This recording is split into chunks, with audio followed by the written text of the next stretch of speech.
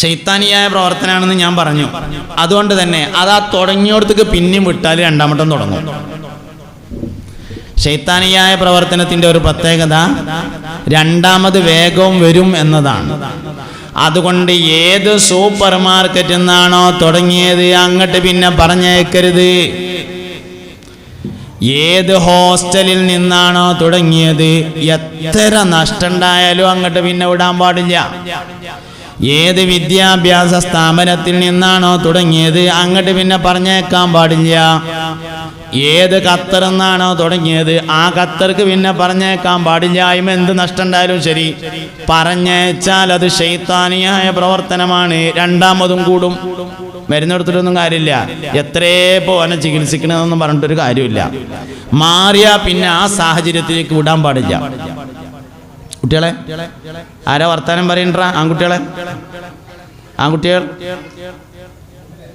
അത് ഇവിടെയാണ്. ഓരോടന്നെ പറഞ്ഞേ. ഇങ്ങോട്ട് നോക്കിയല്ലാരും. അപ്പം എന്തേ പറഞ്ഞത്? ആ സാഹചര്യത്തിലേക്ക് പിന്നെ വിടരുത്, എന്നാലേ മാറുള്ളൂ എന്നാണ് പറഞ്ഞത്. അതുകൊണ്ട് അവനാൻ്റെ മക്കൾ അവനാ നല്ലോണം നോക്കുക. മറ്റുള്ളവർ നൽകുന്ന സൂചനകളും പരിശോധിക്കുക. ആരെങ്കിലും ഒരാൾ നമ്മളോട് നമ്മളെ മക്കളെ പറ്റിയൊരു സൂചന പറയുകയാണെങ്കിൽ ഓനെ മഴ എടുത്തുകൊണ്ട് വെട്ടാൻ നടക്കുകയല്ല. പിന്നെന്താ വേണ്ടത്? ഇന്നത്തെ കാലം അങ്ങനെയൊക്കെയാണ്, സാധ്യത ഉണ്ട് എന്നുള്ള നിലയിൽ നമ്മളൊന്ന് സൂക്ഷിച്ച് പരിശോധിക്കാൻ തയ്യാറാകുക. എന്തെങ്കിലും കുഴപ്പമുണ്ടോ? അല്ലാതെ ഓനോട് ആരെങ്കിലും ഒരാളിപ്പോൾ നമ്മളോട് എന്തെങ്കിലും ഒന്ന് നമ്മളെ മക്കളെ പറ്റി പറഞ്ഞാൽ ഓപ്പോൾ വലിയ കുറേശ്ശി നിൽക്കണം, ഓൻ്റെ കുട്ടികളൊക്കെ ഇപ്പോൾ എത്ര ഉഷാറാന്ന് പറയാൻ നിൽക്കലല്ല. പിന്നെ ഒരാൾ തരുന്ന സൂചന ഒന്ന് പരിശോധിച്ചിട്ട് ഉണ്ടെങ്കിൽ, ഇല്ലെങ്കിൽ വേണ്ട. ഉണ്ടെങ്കിൽ ചികിത്സ നൽകി മാറ്റിയെടുക്കാൻ പറ്റുന്നതേ ഉള്ളൂ, അല്ലാത്തൊന്നുമില്ല. അതുകൊണ്ട് ശക്തമായ ചികിത്സ നൽകി മാറ്റിയെടുക്കാൻ തയ്യാറാവണം. തന്നെയാണ് ചെയ്യാനുള്ള പ്രധാനപ്പെട്ട കാര്യം. അപ്പോ മനുഷ്യന്റെ ബുദ്ധിയെ മയക്കിക്കിടക്കുന്ന ഒരു കാര്യമായിട്ട് ഇത് മാറിയിട്ടുണ്ടെന്ന്. ബുദ്ധിയെയാണ് യഥാർത്ഥത്തിൽ മയക്കുമരുന്ന് സ്വാധീനിക്കുന്നത്. ബുദ്ധി മയക്കി കിടത്തിയ എന്താ ഉള്ളത്? പ്രതിഭകൾ ഇല്ലാതെയാവും.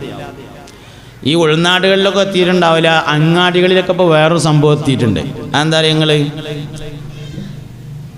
അപ്പോൾ ഞാനിങ്ങനെ കോഴിക്കോട് കണ്ണൂർ ഭാഗത്തു നിന്നൊക്കെ ഇങ്ങനെ വരുമ്പോൾ ഹൈവേ കൂടെ ഇങ്ങനെ യാത്ര ചെയ്യും. പല ഹൈവേയിലുള്ള പള്ളികളിലും മദ്രസകളിലൊക്കെ രക്ഷിതാക്കളെ മീറ്റിങ്ങിന് വേണ്ടി ചെല്ലും.